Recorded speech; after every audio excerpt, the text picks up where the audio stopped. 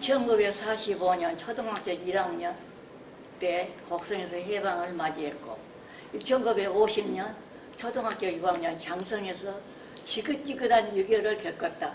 참혹한 전쟁이 끝난 후 나는 국가시험을 거쳐 우수한 성적으로 전남여중으로 입학을 하게 되었고, 당시 아버지께서는 공무원이라 어린 시절에는 강주, 장성, 담양 등 잦은 증거를 우리 가족들은 이사를 자주 다녔던 것으로 기억이 납니다.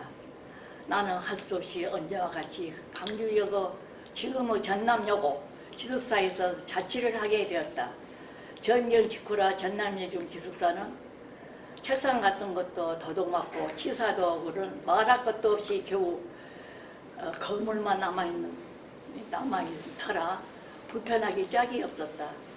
아버지는 공무원을 그만두시고 대규모 3판 사업으로 큰 사고를 일구었는데 6.25 전쟁으로 장성역에 싸우던 장작과 하차가 불에 타 폭격을 맞아 불에 타 죄기 부은 상태가 되어 18세 때 할 수 없이 고향 강진으로 낙향하게 되었다.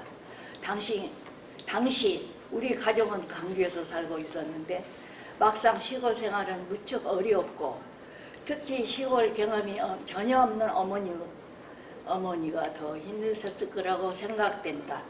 그럼에도 불구하고 바다가 보이는 시골집, 어머니와 함께 여류 소설가 박하성 씨의 산녀와 프랑스 소설가 모파상의 여자의 일생 등을 읽고 이야기꽃을 피우며 지냈던 시절은 불편하기는 했지만 행복했었다. 그 당시 박하성 씨는 김서울시를 주제로 소설을 지어 인기가 많은 작가였다. 우리 집은 딸넷, 아들 셋으로 언니와 동생들은 도시로 시집을 가게 되어 신랑들이 공무원이라 편했는데, 그와 반대로 나는 친척의 중매로 농촌으로 시집을 가게 되었다. 농촌에서 꽤 부유한 집 막내로 태어난 신랑감은 너무 애지중지 키워서인지 철이었고, 마을에서 서울에서 고등교육까지 받았으나 군대를 안 갔다는 이유로 취직도 못하고 마을 이장으로서 술과 친구만 좋아하는 일종의 방건달이었다. 나는 농촌이라 날만 새면 들에 나가 온종일 일하고 집에 돌아와서는 피곤한 몸 이끌고 밥 짓고 술상 차린 것이 하루 일과처럼 되었으며, 하루하루 생활은 그야말로 지옥 같은 삶이라 해도 과언이 아니었다. 이런 생활이 나날이 반복되자 밤이면 밤마다 생각하고 또 생각한 나머지 몇 번이고 보따리를 싸고 풀었다 했지만, 아이들을 놔두고 가출한다는 것은 보통 일이 아니었다. 나 혼자만 고생하고 희생한다면 아이들은 다른 일로 살아가겠지 하고 나 스스로 위로하면서 평생을 살아온 나의 인생살이었다. 남편은 워낙 술을 좋아하는 탓인지 2002년도에 간암 판정을 받고 그 당시 나이 67세로 먼저 세상을 떠났고, 고음정 미운정이 있었는지 마음 한구석에 텅 비어 있는 것 같았다. 그러한 내 인생의 고생과 허전한 마음은 오남 일녀 자석들이 있음으로 해서 항상 위로가 되었던 것이다.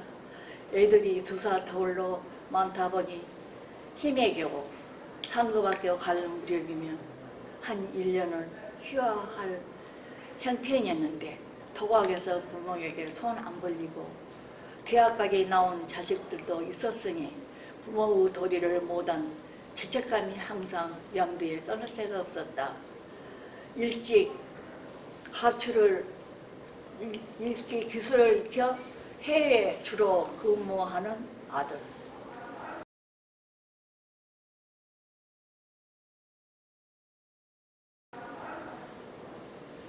미드렐러와 하가로 국내에서 작품 활동을 활발히 하는 아들도 있고 금년 8월에는 마침 중국에서 전시가 있어 여름방학이라 가족 모두 참여할 예정이다. 또 우리 집 막둥이는 하늘이 내려주신 아들이라 생각된다. 애들이 많다 보니 병원에 가서 유산을 시켰는데도 불구하고 안 돼요. 우여곡절 끝에 태어났으니 남달리 잘생기고 똑똑하게 잘 자랐다. 공무원 시험에 합격해 군청에 근무하다가 사업을 시작했는데 지금은 번창하여 해외 수출까지 하여 시차역 우수 중소기업으로 표창을 받기도 했다.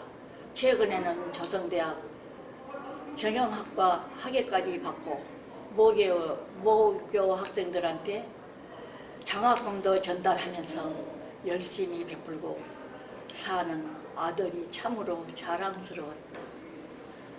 이제 무정한 세월은 맹물처럼 자꾸 흘러갔고 2020년 6월에 강주에 사는 아들들이 찾아와 약속이나 한 듯이 나를 강주로 오게 했다. 남은 짧은 인생 노년을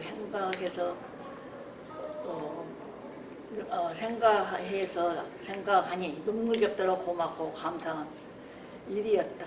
그간 애주준 뒤에서 애중에 쌓인 정든 시골집을 떠나 강주의 아버니 이웃과 앙내하며 분주하게 지냈던 시골 생활과는 달리 아파트 숲속에서 꽉 막힌 생활을 답답하게 하기 짝이 없었다. 더욱이 강주로 오자마자 코로나로 사람 앙내가 끊기니 그야말로 절장없는 감옥살이였다. 그러던 중 2021년 8월에 좋은 소식이 왔다. 코로나 덕분에 문을 닫힌 문을 열게 되었다 한다.